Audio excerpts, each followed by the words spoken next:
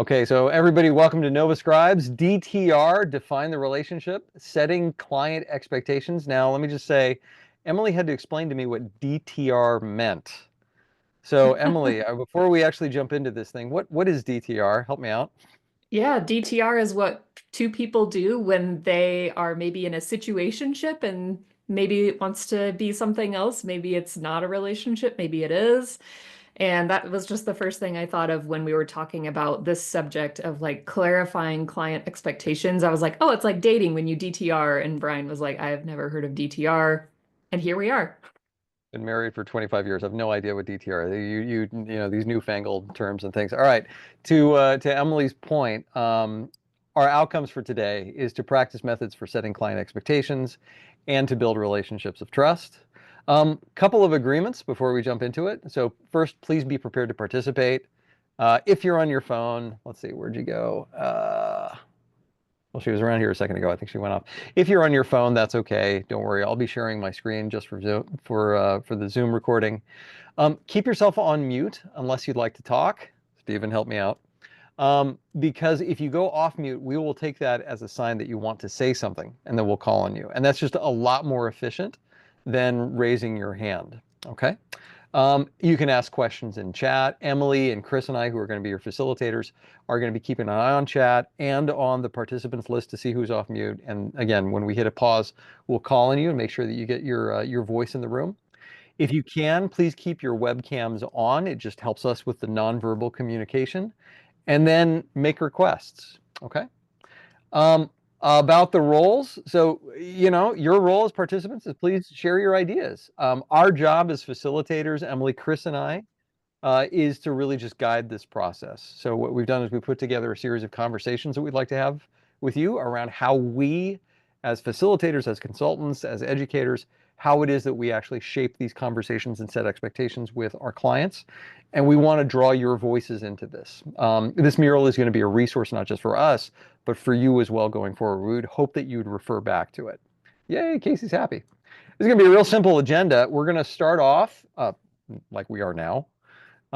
Chris is going to take us through some introductions. We're going to do a where do you stand, also known as a human graph, to see where you fall on a couple of spectrum. And then we'll get into some powerful questions. Okay, how does that sound? Questions about that? Good? Thumbs up. Thank you. I appreciate that. All right. So let's get you into Mural in case you're not here already. Thank you for sending the link. All right. If you are able to, just go ahead and click that link. You may want to minimize my shared screen. Again, I'm going to continue to share my screen just for the Zoom recording. Here we go. I will get you to the right place. So Chris, would you like to take us through some introductions? Absolutely. So thank you all for being here this evening. So what we're going to start out with is, as I think that's Rachel has started, go ahead and enter your name in the blue circle, and then in the purple circle, put an outcome that you would like to achieve during our time together.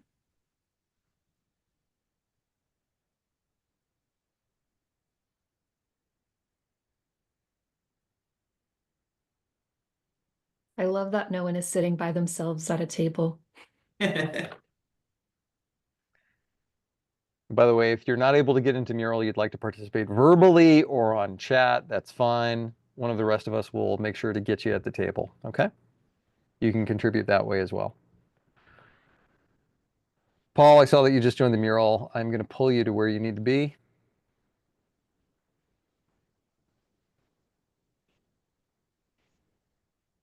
Again, if for some reason you're not able to get into Murals, perfectly okay. You can type your idea into chat or you can just speak it and we'll make sure that your thought gets in there. We're looking for your name and your outcome.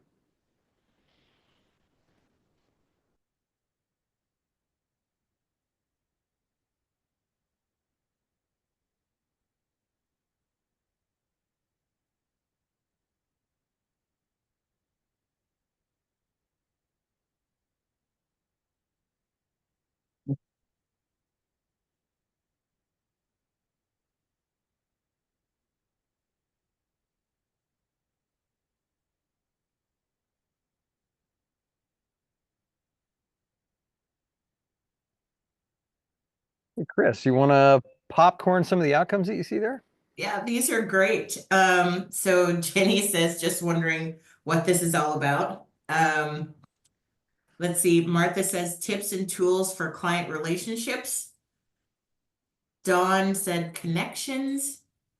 Nancy says ways to minimize misunderstanding about the role. Right, that's a good one. That's great. You're in the Nora, right spot. I know exactly right.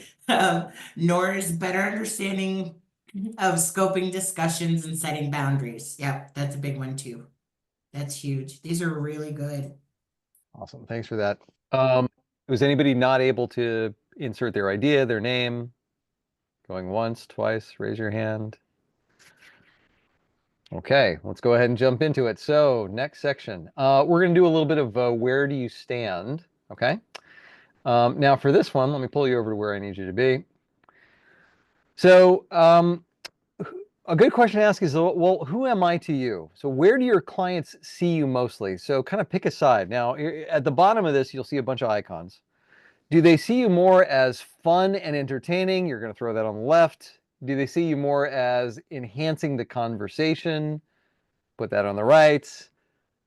Maybe a little bit of both. You can kind of put yourself in the middle. So slide over this way, grab one of these green icons here, and just put it on one side versus the other. Okay. And Emily, if you want to do any sort of, or Chris, if you want to do any sort of like popcorn observations about this. Yeah, I see that most of us are saying enhancing the conversation, and it's not that you're not fun and entertaining. It's that maybe one is the reason that they're hiring you. Like, what's the primary reason? So it seems like the primary reason is that they see the value that you have and they know that you're bringing a lot of enhancement to the event or the conversation.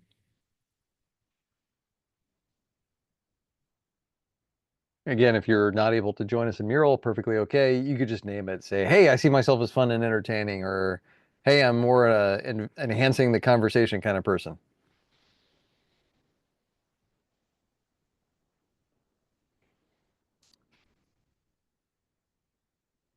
Yeah.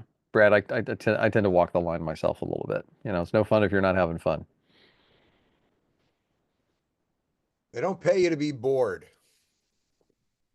I think the client themselves also makes a difference, whether, Mhm. I think it's kind of fluid that way. Yeah.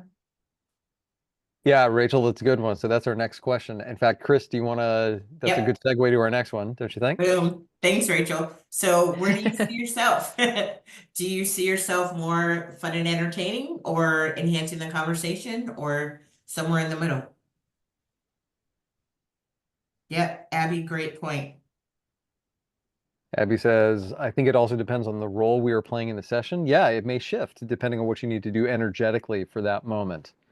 You know, some Mhm. things you do need to be a little bit more serious. Some things you can be a little bit more lighthearted without being light-minded.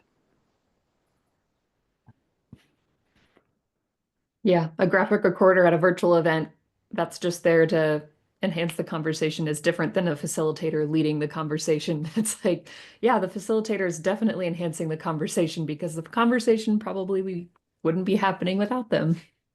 Mhm. One of the reasons we wanted to kick off with this particular modality is because your own personal brand, your style, your presence, everything that you bring into the room, that is a big part of why your clients hire you. I had to get it into my head that it really didn't matter how many certifications I had or this, that, and the other. If somebody didn't like me in the first couple of seconds, they weren't going to hire me. Yep. A lot of this really is a personality contest. And you know, at first when I realized that, I was like, well, that's not fair. I'm certainly competent. You know, I can definitely do this. But on the other side of things, like, I don't really want to work with people if I'm just going to be rubbing them the wrong way the whole time. I would rather show up as my authentic self and come at it from a place of honesty than Mhm. try to put on a hat that just doesn't fit me, you know? Right. And related, if you are a former shy person, or maybe you still are a shy person, it's good to do those mantras. Like, I think it was an SNL skit, like, I'm good enough, I'm smart enough, and gosh darn it, people People like like me. me. In chat, Brad says, I rarely manage to bore people in agreeing with me. I do try. Okay. Very cool. All right. Emily, you want to take this next one? Right. Our next question is, have you hired a graphic recorder or facilitator before? And we wanted to ask this early on in the process to our clients because you have to know what their experience is like because they're usually bringing in some expectations with that. So asking them what their experience is like, what did you like and dislike about that experience or the person themselves or the artwork style? And we just are curious if you ask this question, yes or no, and if you do, what other questions kind of lead from this main umbrella question? Right. So you can double click to create a sticky note and go ahead and stick it in there and we'll popcorn out some answers as you're typing. I should zoom out on this and going forward, the questions that you see in quotes are the questions that Emily and Chris and I use on a regular basis. So feel free to borrow those, right? We also want to hear from you, what are some other questions that you'd like to ask? In addition to, have you hired a graphic recorder facilitator before, just so we can understand what their experience is, right? Like what worked, what didn't, what did they like about it, what didn't they like about it? Why are you hiring me and not the person that you worked with before? That's an important question. What do I have to do to not also get fired? Yeah. One story I have about this is when I first got started in graphic recording, I was doing some kind of a conference. It was honestly like 7 years ago. I don't remember what it was about anymore. But I came into the room and I started drawing, and I have a philosophy of leaving some white space because I feel like it helps, elevate the content a little more and you can focus a little better. But they had hired someone before who was what I would call a popcorn stylist, where every inch of the canvas was filled with writing, drawing, color, something. So there was a pre-existing expectation there that I just didn't know about because I didn't know to ask the question. So that's why you want to ask, like, are they expecting a full canvas? Do they like white space? Do they want specific colors? Like, you don't want to get into a spot where they come to you after the session and just say, like, where's the rest of it? All right, let me read some of these out.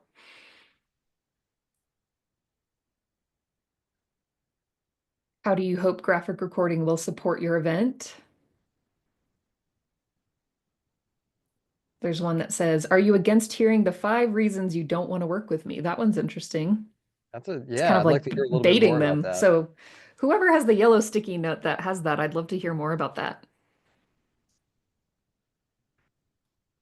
You can go ahead and come off of mute. Don't be shy. I'm trying to, my Zoom's a little messed up here. It's Casey here. There we go. I tend to ask this at near the end of a conversation once you've engaged with one of the clients, either internal in my company or one of the external clients we have. There's only 3 reasons, but normally I say, I tell them what I charge, and then I say, and talking to them, my job here as a facilitator is to make suggestions and you make the decisions. At the same time, there's probably a point where I'm going to highly suggest something. And in that moment, that might be a time where you might want to take the suggestion I'm giving. And then I said I'd normally end with what I charge at that point. Mm-hmm. Let's talk about that digital recording one. Always tempted to offer digital recording as an option. Can't tell if that's appealing. Okay, so what's behind? It sounds like you're almost like reluctant to often offer digital. What's behind that?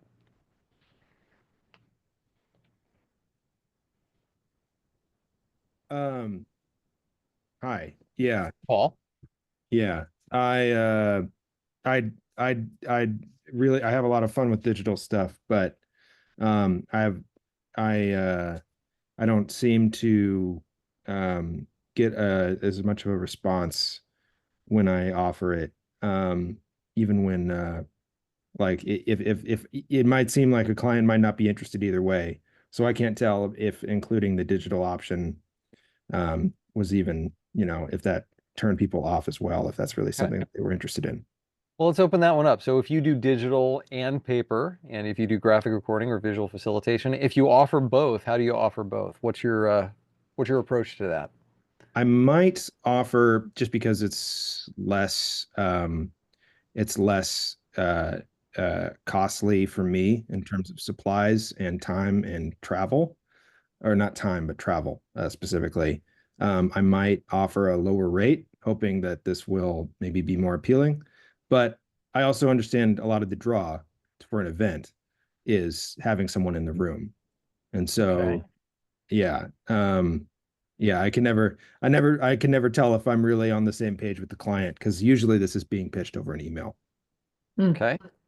Others, what would you say? In my experience, I think so many clients only know what they see, and so I have to show them a very visual document or have a conversation with examples that I'm showing them in over the phone or Zoom. Like this is what it looks like to be in person, and there's photos of me like drawing on a wall. I'm like, this is what it looks like for digital, and it's like my canvas in a conference room kind of thing. Yeah. And honestly, seeing is believing in this industry. If people don't know what digital means, you just have to show them. And then an illustration works too. Like I've done little stick figures showing both of them and people get it, but they have to see it. It's kind of weird. Yeah, that makes sense. Anybody else?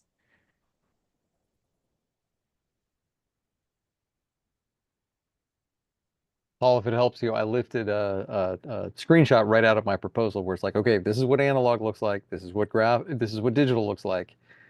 Let's talk about the pros and cons. I let them decide. Okay. I see that. Yeah.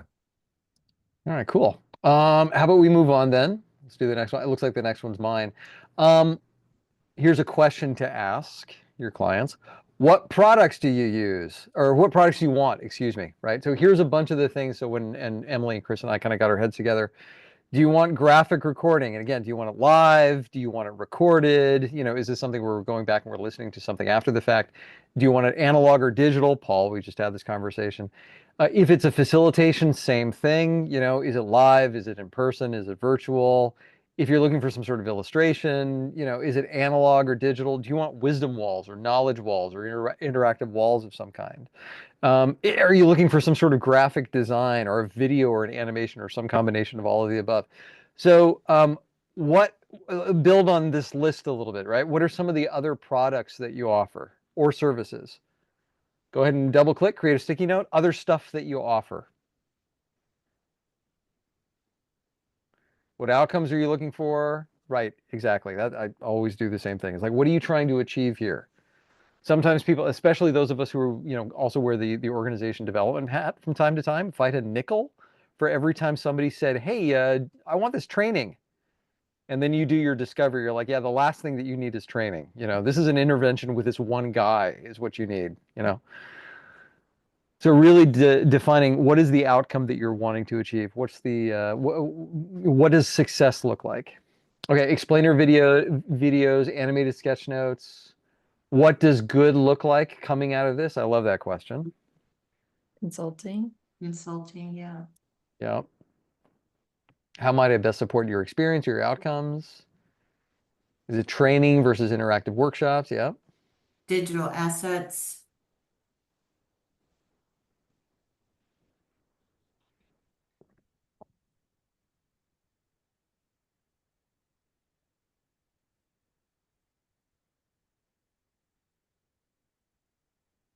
What are you paying me for exactly?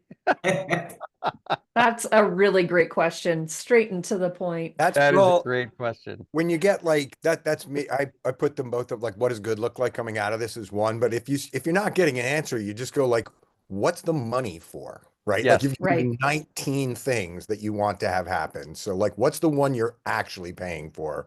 And I'll focus on that because it's a huge wish list. I learned it from a boss who used to interview people that way. And then it'd be like, here's what I'm paying you for. Nice. Mhm. Like, don't come to me with 100,000 other, I need you to manage this client and this client only kind of thing, right? Like, it's a clarifying question. Right. Yeah, I also like this one, curious as to how you link budget to this convo so they connect the dots early in the discussion, right? Nobody likes to talk about money, but it's very important. And then how do you explain what it is that you're doing and show the value in that? Mhm.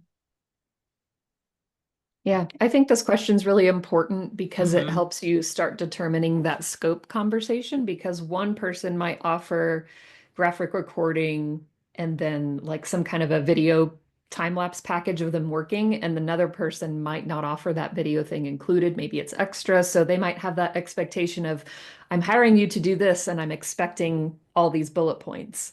Mm-hmm.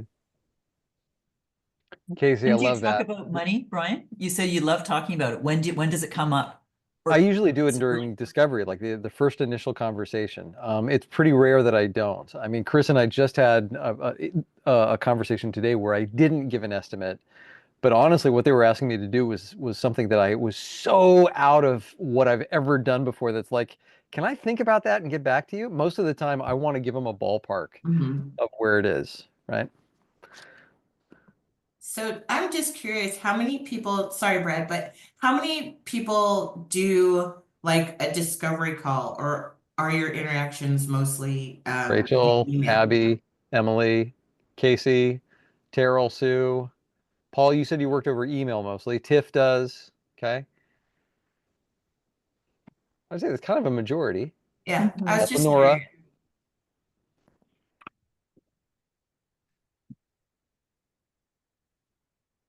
Brad says, but you did mention money, no? You just say you can't give a range and have to think about it. Brad, ask me that in English. That's why I raised my hand. So no, when you said like I didn't bring up money today, but you kind of did. You said I need to go away and think about what to charge you. It wasn't like it was taboo. You just said I don't know the answer right now. Like you still Yes. put it on the table.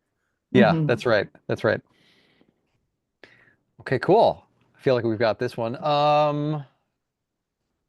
Chris, I think the next one's Yeah, yours. it is. So what will make this partnership a win? So here, just create a sticky note and put the things that, make you want to work with the potential client, and also things that you think you have to offer that would make them want to work for you. And partnership, I feel like, is like the most important aspect of this question, because that's what it is, right? You're partnering with this client to help them bring their vision to light, or express, something, or capture a moment, whatever it is, achieve a goal. And we want to make sure that everybody's on the same page, and what things need to be in place to make this partnership a win, and to help everybody achieve all of the goals that they have on both sides of the fence.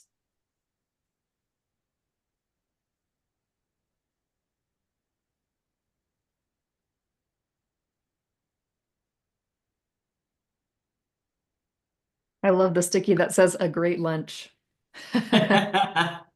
Because, yeah, sometimes if it's not the most exciting or personally invigorating subject matter, and maybe you just get a great lunch out of it. I love Emily, it. have you ever been at a job, or anybody else? Have you ever been at a job where like everybody got lunch except you?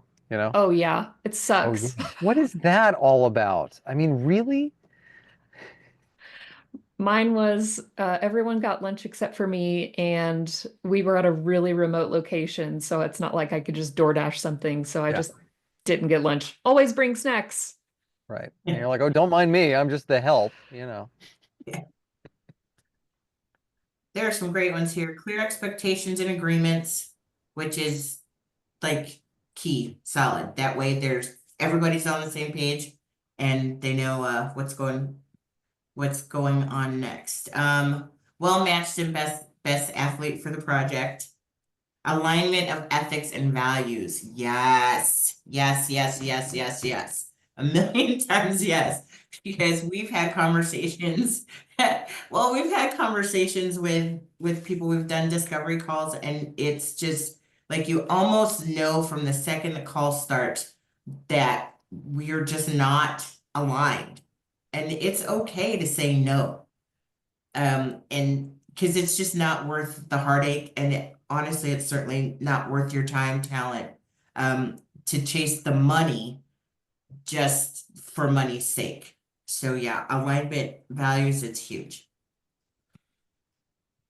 Rachel says the hardest projects are the ones that I should have said no to. Yeah, Yep. Uh-huh. Yep. absolutely. You know, that feeling you get in your stomach when you agree to do the job and you instantly regret it? Yeah. Take a deep breath and pause before you agree to it. Sit with it a minute and And do then, it when I agreed. I love it, Rachel. yeah, yeah, those are the worst. Those are the absolute worst. And they seem like the hardest projects to wrap up. Like there's always more. There's always something else that you have to do to Right. complete the project. Which is another reason why you have to define that scope early, because if There you they're going to go. drag out the revisions or drafts or whatever that is, you got to get paid for it. So that's Yeah. a very, very concrete question to you guys who are sponsoring this one. This is one that I have a hard time with. Once I say yes, I'm like, it feels like failure to say no, unless they're like, let's reskin Nazism. That's an easy one, right? Then you go like, no, thanks, I'm not gonna do that. But you know, short of that, it's kind of hard sometimes to know. Are you just like, you know, you got to put in a little more effort on the client management, or is this actually the Titanic? And you just don't know, you know? You know, Brad, I- I recently had one. Emily, I'll get to you, but I recently had one where I never do this, but I was like this close to pulling the plug on it, just because of how high maintenance this thing had turned out to be, right? And I didn't see it coming. The client that I'd initially interviewed, and by the way, the discovery call is just as much an interview of them as it is them interviewing you, right? Well, the lead ended up switching, and I ended up working with somebody that, you know, I didn't know before. And this person was just, you know, not my person. You know, it was like we were just not coming together. And so I had to remind myself, it's like, look, I'm not an employee. I'm an independent contractor here. This is ultimately this person's project. It is their neck on the line, not mine. And so I had a conversation where it was like, look, I really don't think that this is working out. I think that you would be a lot happier working with someone else. Now, luckily, that person said, no, no, no, I really want to work with you. You know, what can I do differently? And it's like, oh, I'm glad you asked. I have this list, you know. But, you know, sometimes you just have to remind yourself of that there's nothing really obliging you to finish this work. You can say, hey, you know what? At the bottom, it says, of the bottom of our terms and conditions, if this doesn't work out, all we have to do is notify each other. We walk away because this is not employment. Emily, what were you going to say? Something very similar. It's like really important to have that clause in your contract where either party can bail with a certain amount of notice. In my contract, I have a specific line that says I am the one who gets to determine the amount of project that has been completed. So if I feel like I have done 60% of the project and I bail, they're paying me for the full 60%. It's not just the deposit and then I'm out the rest of it. So consider that in your contracts, like cover your butt. And just I had a similar story where I had a client where I'd actually worked with them before and it was like, okay, not amazing, but worth working with again. Hired by them again. And the second time it was like, okay, yeah, this is not going to work out. Happily ended the gig. And then they came back again asking, and I was like, I know exactly what I have to say. And it was, I did the thing where you say no, like, oh, I'm so sorry, I'm not available, or you don't give them the real reason, you just say no. But then they kept coming back like, oh, we changed our deadline. Are you available for this deadline? It's like, okay, now I have to actually be honest with you. So at that point, I feel like it's when the client keeps coming back asking to work with you and it's a no, just tell them honestly, like, hey, here are the reasons. You paid late, you're nitpicky, you always go out of scope, the contact person changes, like let them know what they're doing wrong and then just keep saying no, like keep that hard boundary. I want to, before we move off of this one, and then Emily, the next one's yours, I think. Before we move off of this one, I do want to give you all one technique that has saved me more times than I can possibly count when it comes to really, really, really, really, really, really difficult clients. And that is if I think about them, you know, and it's like, okay, there is no way that I would work with this person again. That's clear, right? But is there? What would it take for me to work with them? Would I work with them for $1 million? Yes. Oh, so now it's just a question of money, right? And so it might not be $1 million, but it might be double or triple or quadruple my usual rate. Okay. Now And this Brian, is what going is to get that recorded. called? I'm really glad you asked. So this is going on YouTube, so I'm going to be very careful with my language here. But if they do come back to me, they want to work with me again, I do charge them extra. And the language that Chris and Emily and I have used in the past is that is the a-hole tax. Okay. And that is definitely a thing. So, you may be the person that they keep coming back to. It's like, all right, well, what is the right number such that I can work with this person and actually feel okay doing it? That is the a-hole tax. Emily, over to you. Great. All right, let's go back to Mural. The next question we want to talk about is what is most important to you, and you being the client. What does the client want the most?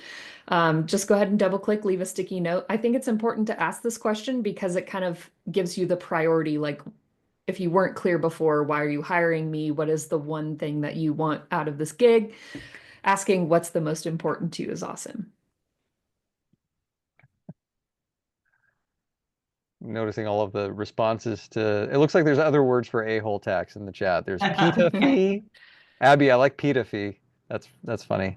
Brad says jerk tax. Those are great. What are some common things that your clients tell you that are most important to them? I know for me, surprise and delight is a huge one, especially with virtual events where I'm not on camera. I'll be taking the notes, and then at the very end of the session, I have to be done so that they can say, by the way, we've been taking notes for you this whole time, and here they are. And that moment is really important for them since I'm not on camera and not announced. So yeah, asking, making sure you nail their number one goal.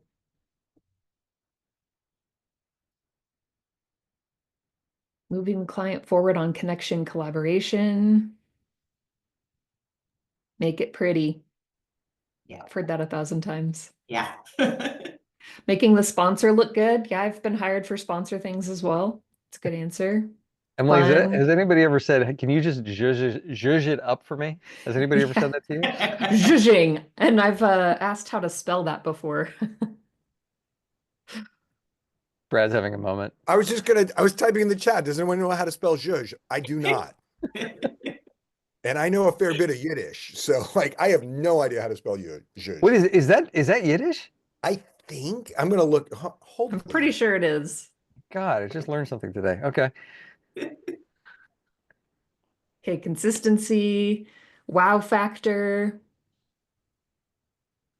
I'm going to call out the wow factor one because when I hear that, like I know what that means, but I think it's also important for the client to know what that means because so many of our clients speak in corporatese and phrases that they don't actually know what it means. So like, okay, wow factor, what does that mean for you? Like really dialing that in so that you can deliver. Here's one, Emily. Can you give it more pop? Oh yeah, make it pop. Something cool to share afterwards, make the speaker look good. Yep. These are awesome.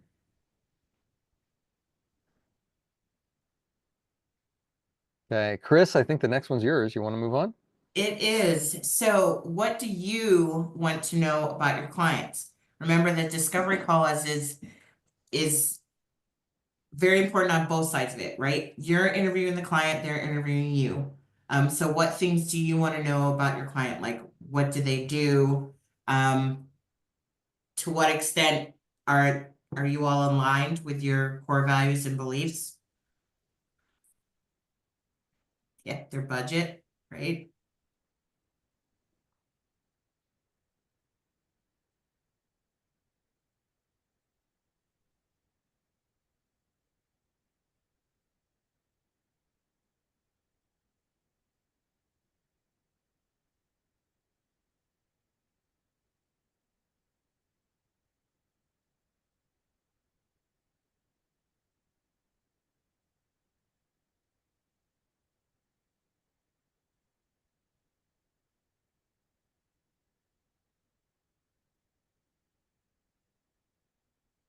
I see one that talks about values and beliefs. I think that's so important. I don't know if anyone else has been in a session where you're writing something down and then you start realizing that you might not be in the right room.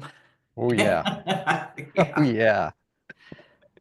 Emily, you got a story there? None that's like really poignant. I've just like had that feeling like, I don't think I actually agree with this. This feels unethical. Mm-hmm.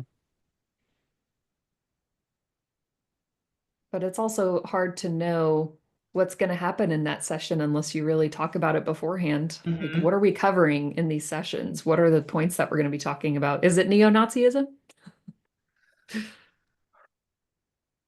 You would be surprised. Well, maybe not. I don't know.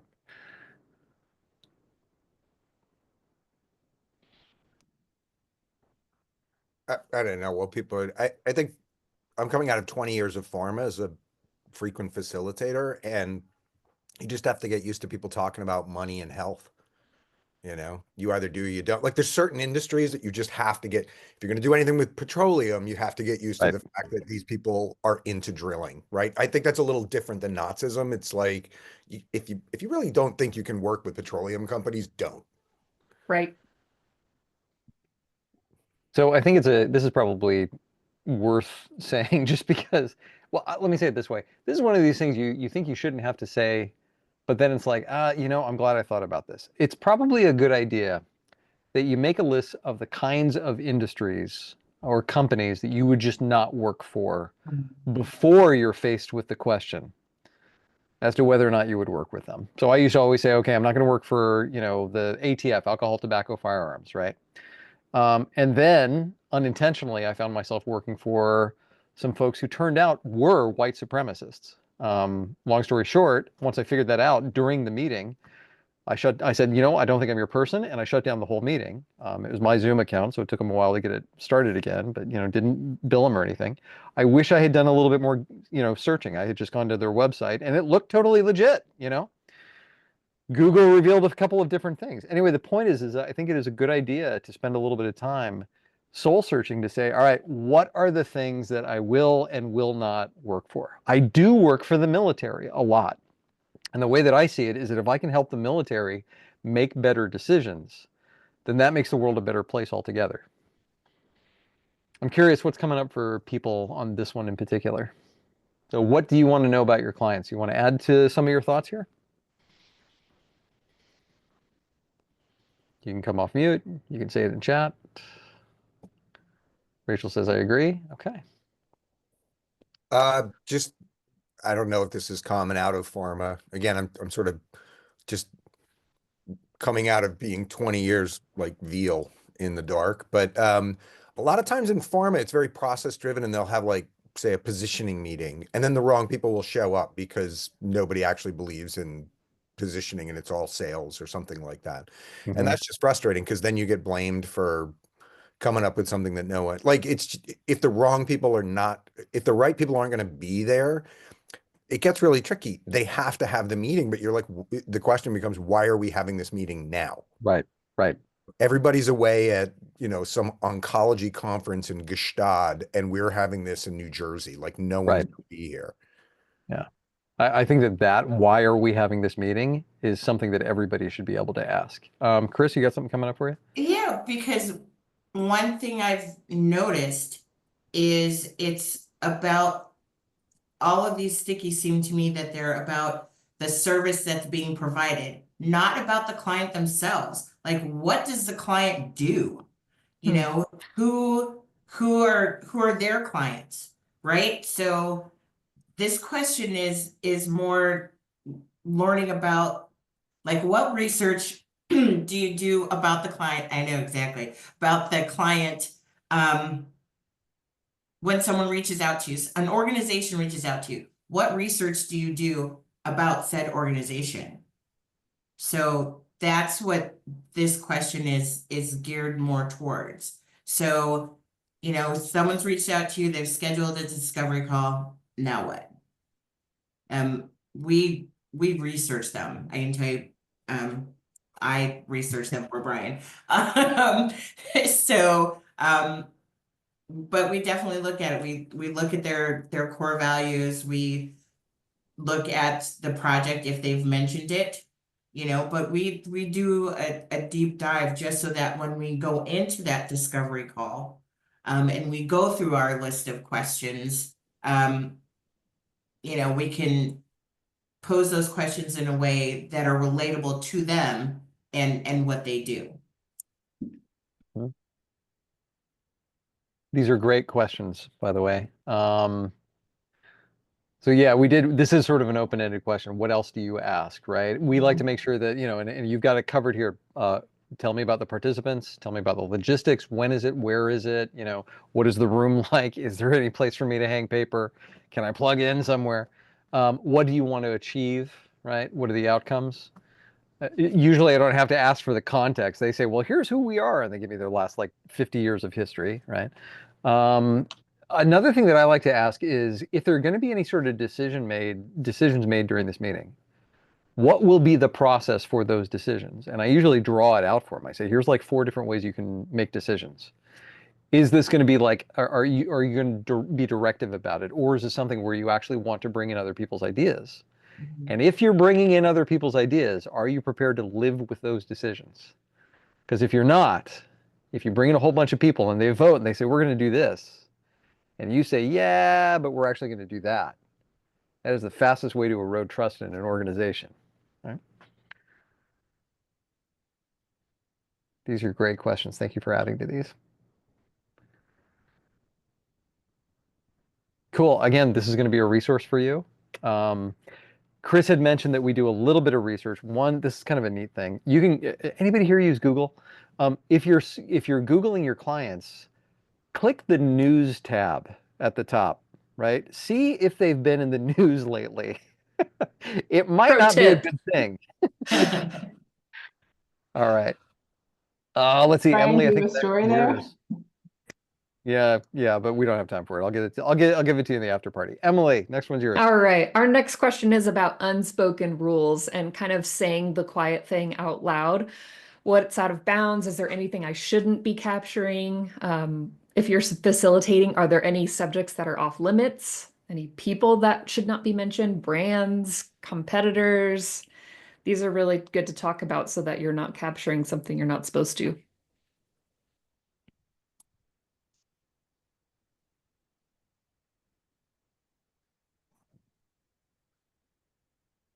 I had a client recently that asked me not to draw people. That was interesting.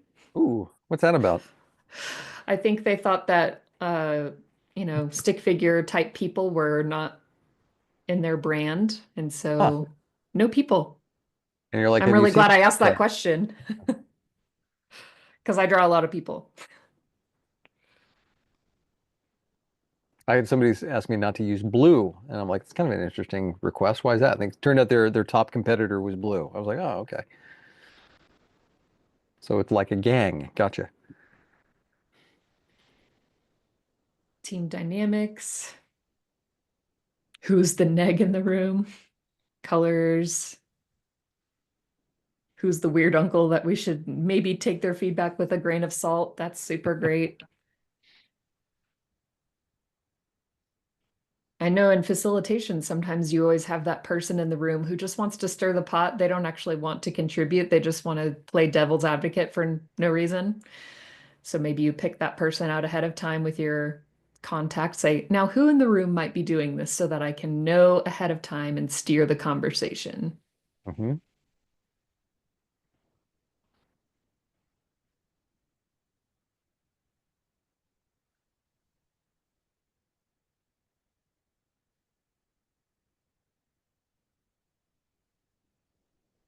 These are great ideas. Casey's on the phone. Casey, you don't have to come off mute. I just want to say that Casey and I learned a phrase from one of our colleagues, Ray Ringel, about how to deal with that devil's advocate, person. As I like to think of him as a squeaky wheel. Doesn't matter what happens. They could get a gold-plated Rolls Royce. They wouldn't be happy about it, right? They're like, what's the gas mileage on this? Here's the way that Ray handles folks like that. Emily, you're carrying a lot of the baggage for this group. You're doing a lot of the heavy lifting. I'd like to give others a chance to do some of that heavy lifting. It That's so honors good. their position. Isn't that great? It honors their contribution and it kind of highlights, it's like, okay, why don't you let others kind of weigh in here? Yep. Great. I think we're pretty Cool. good to move on to Chris for our next section. Okay. All right. So, do I want to work for them? So if you take a look at your pipeline right now, rate how you feel about, do you want to work with them? Do you get that pit in your stomach the second that that client is mentioned? Or, you know, is it someone that you love working with and you want to have like 1 million of those clients?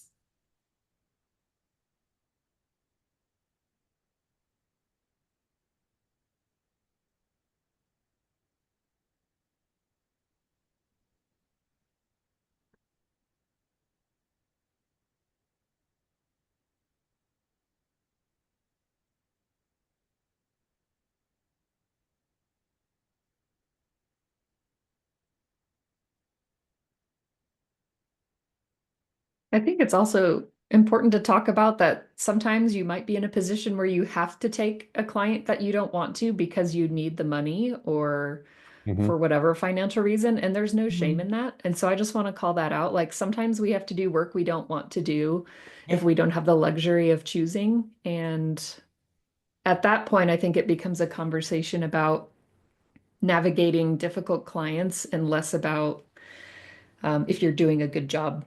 It's like, well, maybe they're never going to be happy. So how can we nail this and get them out of the pipeline as soon as possible and get paid? Yeah. A couple of years ago, I intentionally passed on a client, and then a colleague of mine picked him up. And then unfortunately, her sister got like really, really sick. And, so she had to go and take care of her sister. And, she called me. She's like, Brian, would you mind taking on this work while I'm like, oh, God, fine. What a saint.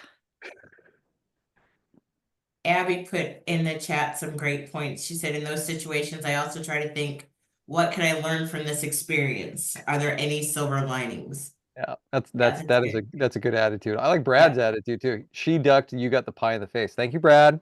Very helpful. Emma says keeping a journal with lived learning has been helpful over the years. Yes. Lord, yes.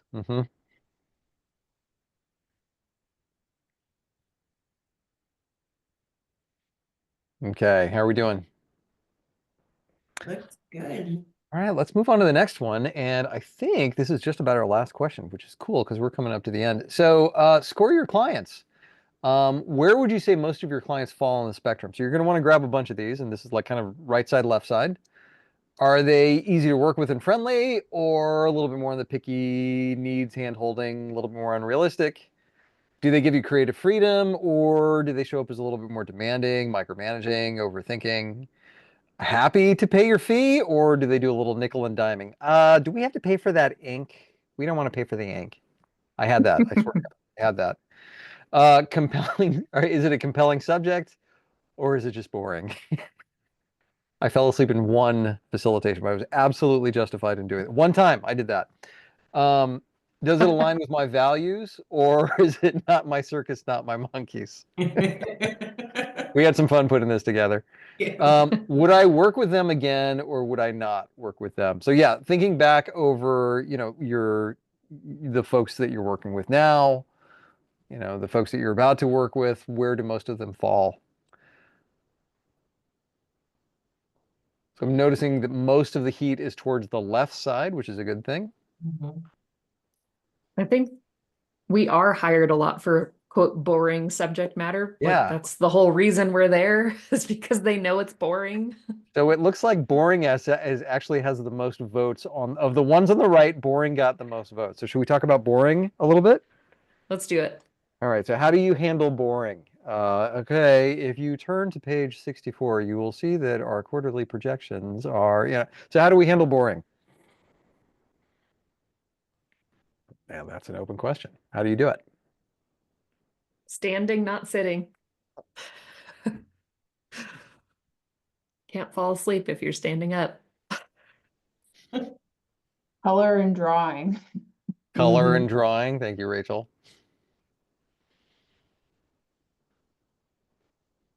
Brad, like your whole job for 20 years was doing exactly this. Okay. I mean, I definitely want to hear from you on this one.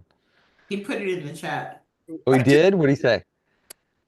Just that typically, I mean, look, a lot of it's science, and if it's not, it's human behavior. Both of those are interesting, right? And just Alan Alda, when he was the host of Scientific American, realized most scientists are inarticulate about their science. And that's always been an inspiration to me, that like my job is to make what's really science fiction when you're doing this stuff for pharma into science fiction, not the most boring thing on earth, which is what they're tending to do because they talk to each other and they talk about sales. But honestly, Brian, like that was the problem. So I met Brian recently through a meeting, and I was going to ask you guys, like visually, how do you make that stuff interesting? Because I can verbally make the science like you're literally curing grandma's cancer, or sometimes I'll ask like, okay, it's this category of molecule, but it's different from the others. Otherwise, they wouldn't have let you trademark it. So what makes it beautiful? And I see that language in of like, what makes this beautiful or artistic or what really excites you or something like that, you know? But I don't know how you guys do it visually because the output from that meeting was a lot of like cost of goods sold versus whack and stuff. And I'm like, this is horrible. Like I couldn't have made it visually interesting, but I'll turn it back to you guys. How do you make Yeah. stuff like cogs versus whack interesting? Abby's got, actually, there's a couple of really good ideas. So Abby in chat says, I agree with Brad about the facilitating part. If it's graphic recording, I tend to draw when I'm bored, so it works out. And Terrell says, I remind myself that's why this audience is really glad I'm here. The voice in my head, what are they really trying to say? And you draw that. Yeah. I like to incorporate humor. Like Mhm. even people in boring sessions tell jokes, and even if the joke isn't necessarily part of the conversation, I like to capture it somehow so that people feel like they can remember the fun part. It helps to know your audience. Like if it's a lab science audience, they're geeks. They like Star Trek and Star Wars and stuff like that. So if you get to know an audience over time, but then like the sales guys are like, what are you guys talking about? I'm going to stuff you in a locker. So, you know, the dynamics matter, but you can usually make it funny, even if it's dry, provided you know a little about them. If it's Mhm. completely opaque, I once did something for bass fishermen, and I'm like, I'm not a bass fisherman. I don't know, you know. And jokes can fall flat and stuff. Like you're just not those people. I think I don't know. I mean, is that true for facility? I'm engaging with people verbally. You guys are in the back drawing. Does it matter that you don't have like a vibe with people? Casey went off mute. Casey, did you have a thought about this one? Yeah, the thought I have is often what's not interesting to me is very interesting to them. Mm. So how can you get them talking in small groups and then distill that information down for the larger group? Yeah. Abby had a great thought, and Abby's about to head out, but I want to read what she said because this really resonates for me too. There is so much to learn in life in general. My general curiosity tends to get the best of me. Yeah, that's kind of how I approach it. Where it's like, okay, there's got to be something in here Yep. that I can learn, right? There's got to be something in here that I've never heard before, and I can get something out of this. Thanks for a great session, y'all. Thanks, Abby. Thanks, Abby. Okay. So we have reached the end of this. Okay. Again, our whole purpose was to share with you the questions that we like to ask, and hear your questions, to really hold some space for some conversations around how we set expectations. Before I turn off the recording, anything coming up? Is there anything burning that you really wanted? Like, you go back to your outcomes. Okay. Is there something that you wanted to walk away with that maybe you didn't quite hit that you want to revisit? So take just a second and think about that. What's coming up for you? Anything that we didn't quite cover? Just managing creep. Creep. I try not to work with creeps, first of all. Yeah, okay. So somebody asks you to do, actually, Emily, you were talking about this before, right? Can you make this change? Can you make this other change? Can you make this other change? Yeah, so how do you manage that? Well, for me personally, I always point back to the contract, and like sometimes I'll even send the screenshot in the email body saying like, hey, the document you signed, that's like a legally binding thing. Like this is what it says. And I actually used to do visual progress bars for projects. It's kind of a lot of work, but for some clients, it really helps where if I say we have 4 scoped drafts and then we're on version 4 and they're like, okay, for the next draft, I'm like, as you can see, we are out of little dots in our progression. So this is now beyond scope. So, and then just like being really blunt in the email, like, hey, I would love to do that for you and you're going to have to pay me for it. Yes. Mm-hmm. Love it when they ask for things that are out of scope, because that means I get to go back and ask for more money. Love that. Anybody else? I mean, Rachel. I think the one thing I was like kind of recently I did like a proposal where like I was like, it's like kind of like a menu. It's like, here's the thing I think you want. Like, here are some other things that like could be add-ons. So sometimes I'm trying like to anticipate like where scope creep might come. And so like kind of putting some numbers to it or saying like, this is phase one, so you can contract for phase one, and then like these other things would be in like phase two or something like that. So that's kind of an approach I've had. If I can kind of see it coming sometimes, or That's really good. yeah. Okay, I'm going to go ahead and stop the recording, but that doesn't mean we're over. Stick around for the Nova Scribes after party, but thank you all for attending. It's been great to have you. Emily, Chris, thank you so much for co-hosting this thing with me. Let's do it again. Thank you, everyone. Thank you.